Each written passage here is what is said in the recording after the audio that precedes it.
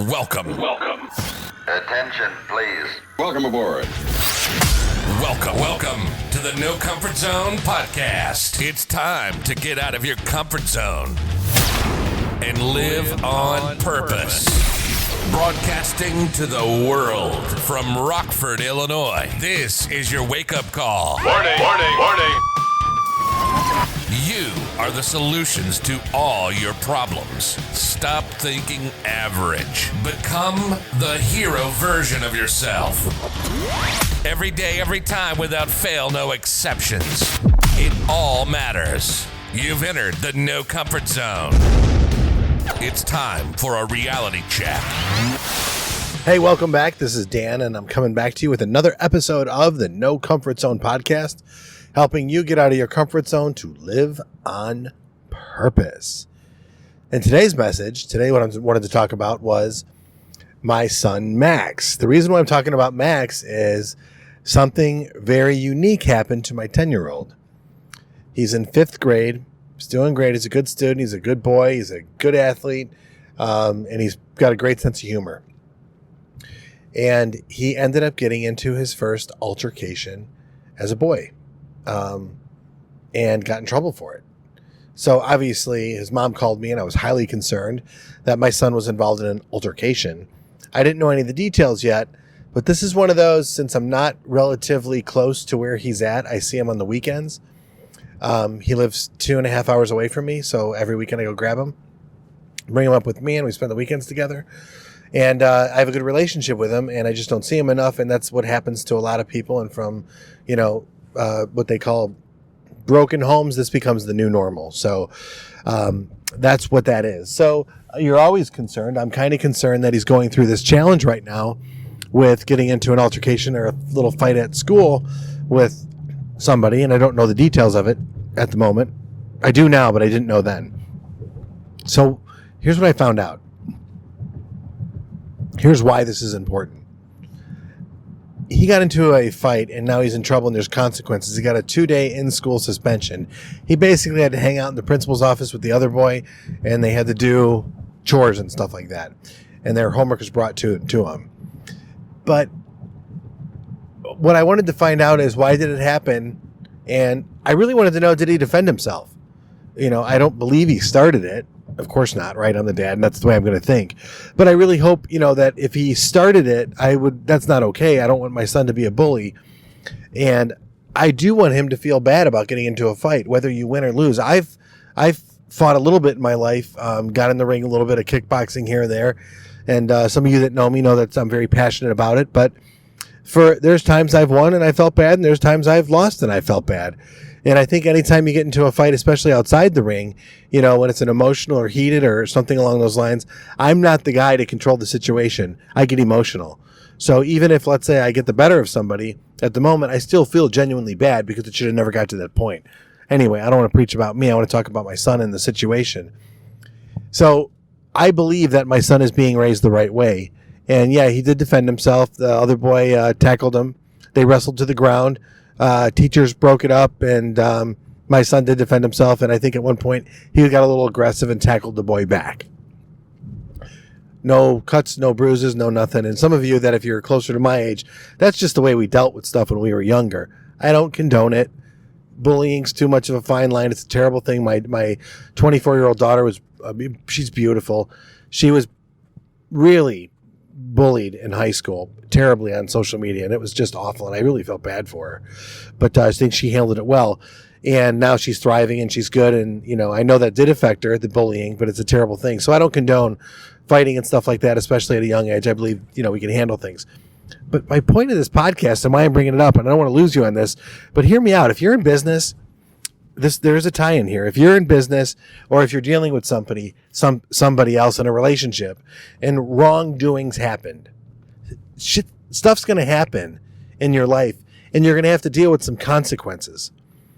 There was a time that my son, let's go back to my son for a minute.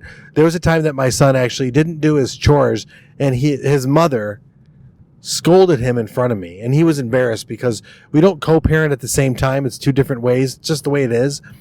And my son was really embarrassed that I saw that side, that he was scolded by his mom. But more importantly, as I knew, when she asked him, did you clean your room and do your chores? And he said, yes, I did. Well, obviously he didn't, but he lied. And then he felt terrible and he started crying, which isn't in his character. He's not a crier, but he didn't want me to be humiliated. He didn't want to be humiliated in front of me. So when I found out the challenge happened with the altercation and he had to deal with that and he got a consequence from it, well, then his mom said he was going to get another consequence at home and see how he would handle it. So what we did is I waited a day to talk to him. And in that day I waited to talk to him, I let the feelings and emotions marinate. His mother told him that I told your father, which I know he was going to be upset about. That's just his MO. Oh my gosh, my dad's going to be disappointed. My son idolizes me, and I love that guy so much. And he fears me a little bit, and I don't want him to fear me, but I think at this point it's a little okay. So what he did was, and it was amazing, was he actually was, the next day when I called him, everything was matter of fact. So you got into a fight and you got in some big trouble. You're suspended from school for 2 days and you got to stay in school. Yep. What happened? Well, what happened is this happened, the boy this and the boy that. And the next thing you know, he thought it was me and he rushed me and tackled me. So what did you do? Well, I defended myself and then I fought back and then he took a cheap shot and I tackled him. Okay. And then what happened? The teacher broke it up. It was all of about a minute. Okay. You guys still friends? He's like, I don't know right now. Are you okay? Yeah, I'm fine. Are you worried about anything? Are you like upset at you? Yeah, I feel bad that what happened, but I really don't think I did anything wrong. And I'm like, why don't you think you did anything wrong? And he goes, well, because I wasn't angry. He ended up doing this and I reacted and I'm just upset we got into a fight. And did you apologize? And he goes, I apologize we got into a fight. And I really looked at his demeanor and his character and how he was handling it. And I realized he was 100%. He owned the situation. I'm not judging him for getting into a fight or not. I'm saying how he handled the problem afterwards. He showed a little bit of remorse. He regretted it. But in the end, he's got consequences. He thinks it's fair, and he just is mad that it happened. But he moved on already. And I think my point being in business and life and everything, and my no comfort zone process and method and everything that I do has to deal with owning something. Don't stay in that moment long enough where you beat yourself up and go on and live your life. You know, too often people beat themselves up over the same shit over and over and over again. And you can't live. We're all going to make mistakes. No one's really judging you that bad except yourself. Make your mistakes, laugh about it, love about it, and move on. Because there's so much more to life than this. And you can't be the hero version of yourself if you're holding on to that past point where you're like, you know, oh, I wonder what people are going to think. I wonder what my dad's going to think. No, he told me what happened. He dealt with it. He didn't cry or anything. And we're going to see each other this weekend and we're going to move on. So I'm kind of proud of him. I'm disappointed in him. But more importantly, my 10-year-old has my respect now because he actually stood up. He had some poise and some bearing. And he actually told me what happened without cowering, which is, I think, a really good thing. And I think as adults, me and everyone else, we need to do more of that. Own it and move on. And that's my podcast for today. So this is Dan with the No Comfort Zone podcast. If you want to learn more about this stuff that I teach my son, more of the stuff that I talk about to my sales team, to my managers, to other people that I've helped throughout the country in getting to places that they want to go download the blueprint. Take a look at it. It'll confuse you. I know it will. There's somehow we'll communicate, whether it's email or a phone call or something. I'll give you, or a video. I'll quickly explain what you need to do to get through the blueprint. And you decide if you want to take on the No Comfort Zone challenge or not and start going after your goals. Anyway, in the end of it, I got a great son. He's being raised right. I'm doing the best I can. I have a whole bunch of people, his mom included, his stepmother and his sister and family that's trying to raise this kid the right way. And in the end of it, I'm actually at that moment where it's 8:30 at night on a Friday night. I decided to talk about it because I just think it's important and people need to hear it. There's nothing more than passion and authenticity coming from here. And I'm being genuine and sincere that if you do want to get out of your comfort zone, sometimes you're just going to have to own the mistake, lift your head up, say what it is you have to say, and just move on. All right. I hope this podcast finds you well wherever you're at.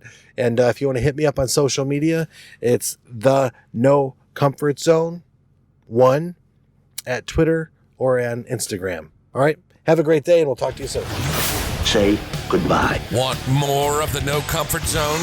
You can follow Dan on Instagram and Twitter at NoComfortZone1. Bye. Or on the web at thenocomfortzone.com. Bye-bye. Bye-bye. Thanks for listening to the No Comfort Zone podcast.